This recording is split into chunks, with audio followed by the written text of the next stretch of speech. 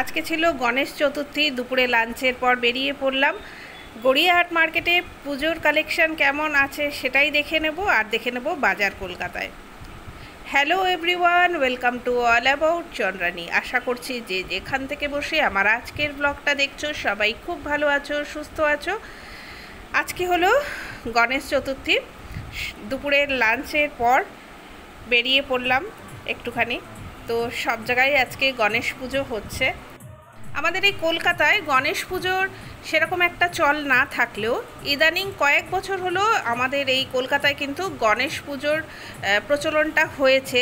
তো কিছু জায়গায় জায়গায় এই গণেশ পুজো হয়। তো আমরা প্রথমেই এই গণেশ পুজোর এখানে এসেছি। খুব সুন্দরভাবে ডেকোরেশন করেছে এবং খুব ভালো লাগছে। সকালবেলায় কিন্তু পুজো হয়ে গেছে।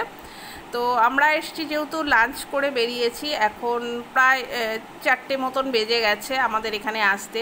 তো এটা দেখলাম খুব সুন্দর করে কিন্তু সাজিয়েছে।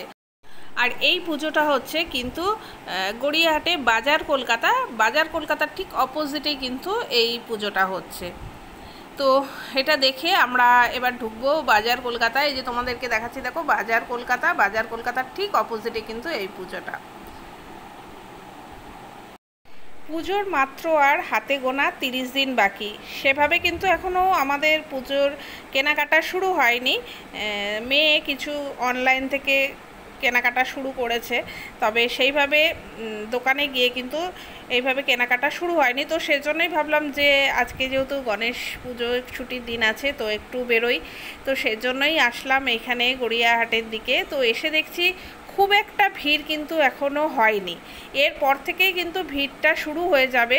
আর গড়িয়াহাটে ভিড় মানে যারা আমরা কলকাতায় থাকি এদিকে, তারা তো জানি যে গড়িয়াহাটে কীরকম ভিড় হয় পুজোর সময়।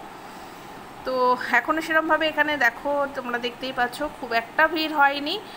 আর আমরা এখন এই মার্কেটটার মধ্যে চলে এসেছি। আর একটু হাঁটাহাঁটি পরে খিদে পেয়েছে, এখানে একটুখানি পাপড়ি চাট খাবো। আর এই দোকানটার পাপড়ি চাটটা কিন্তু খুব ভালো, এখান থেকে পাপড়ি চাট নিয়ে নিচ্ছি। তো 1 প্লেট পাপড়ি চাট এখানে হচ্ছে 50 টাকা।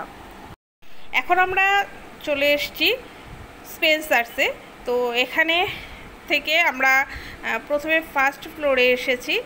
আর আমাদের মেয়েদের তো জানোই যে কোনো রকম শপিং মলে ঢুকলেই আগে আমরা গ্রসারির দিকেই ছুটি। তো এদিকে চলে এসেছি আর এখানে সব জিনিসগুলো দেখে নিলাম। আর এটা হচ্ছে ক্যান্ডির যে সেকশনটা আছে, এটা খুব সুন্দর সুন্দর কিন্তু ক্যান্ডি রাখা রয়েছে বাচ্চাদের জন্য। স্পেন্সার্স থেকে সেরকম কিছু নেওয়ার ছিল না, জাস্ট একটা হ্যান্ড ওয়াশ নিলাম আর একটা বডি ওয়াশ নিলাম। তো এসব নিয়ে এখানটা একটু ঘুরে আমরা এবারে বেরিয়ে যাব স্পেন্সার্স থেকে। আর এখানে চলে এসেছি টেবিল ক্লথ নিতে। তো এখান থেকে একটা টেবিল ক্লথ নিলাম। তো এই ছিল আমার গণেশ চতুর্থীর দিনের একটা ভ্লগ। এখন আমাদের মোটামুটি একটু কিছু কেনাকাটা হয়েছে, এবারে আমরা বাড়িতে ফিরছি। আর আমার ডান দিকে এটা হলো কোয়েস্ট মল। তো রাত্রেবেলা দেখো খুব সুন্দর কিন্তু লাগে এই কোয়েস্ট মলটা। তাহলে আজকে গণেশ চতুর্থীর ব্লগটা তোমাদের কেমন লাগলো অবশ্যই আমাকে কমেন্ট করে জানিও। ভালো লাগলে একটা লাইক দিও। তাহলে আজকে এই অবধি, আবারও আসছে একটা নতুন ব্লগ নিয়ে। সবাই খুব ভালো থেকো, সুস্থ থেকো।